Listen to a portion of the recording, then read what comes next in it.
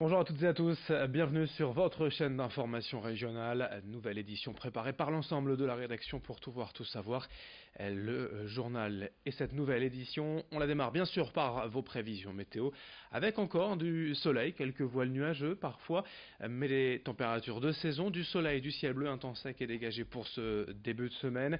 On aura encore aujourd'hui entre 18 à 22 degrés du littoral à la métropole lilloise et pour les prochains jours d'ailleurs.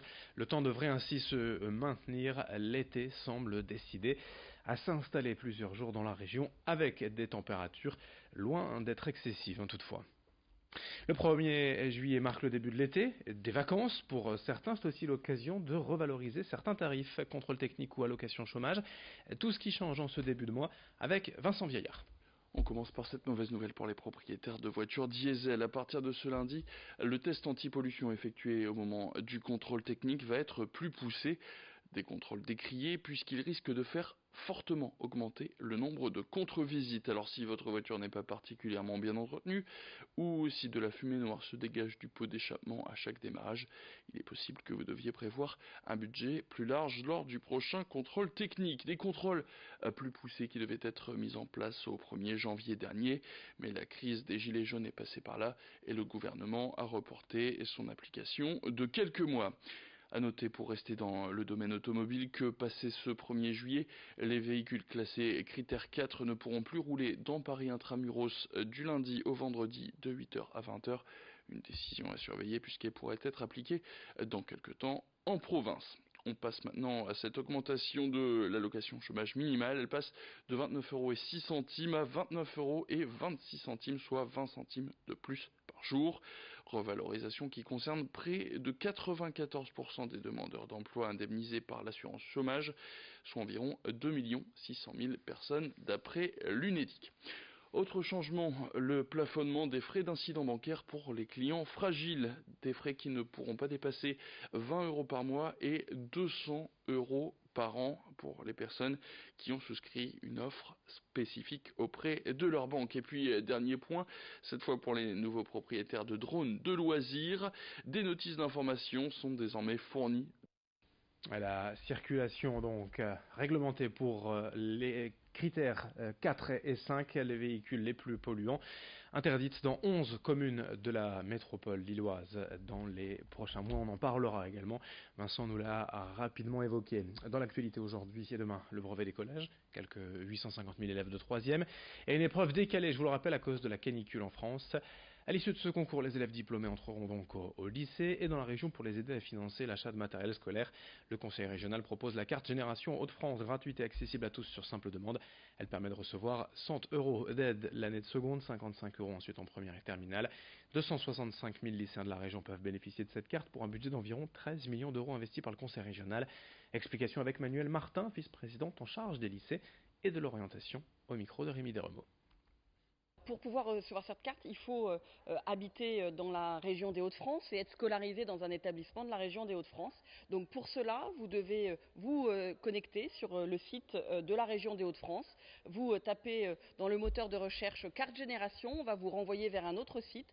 Vous devrez y préciser vos noms, prénoms bien évidemment, et votre établissement de rattachement dans la région des Hauts-de-France. Une fois que vous aurez ces informations-là, la carte génération vous sera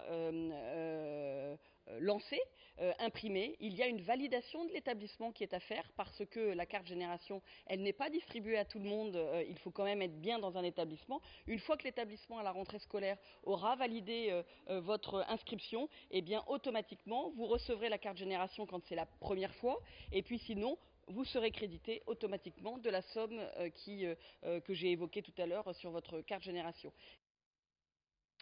Ce vendredi avait lieu le conseil métropolitain à la Melle avec le SDIT, schéma directeur des infrastructures de transport, validé 5 nouvelles lignes de tramway, vous les voyez ici en rouge à l'ouest de Lille, tout d'abord, au Bourdin, Seclin, mais aussi Marc-en-Barœul, Vambrechy, Marquette, et puis à l'est, vers Roubaix et Tourcoing. On ne manquera pas d'en reparler d'ici là, car ce plan prévoit quand même 2,5 milliards d'euros d'investissement jusqu'en 2035 pour développer encore les transports en commun.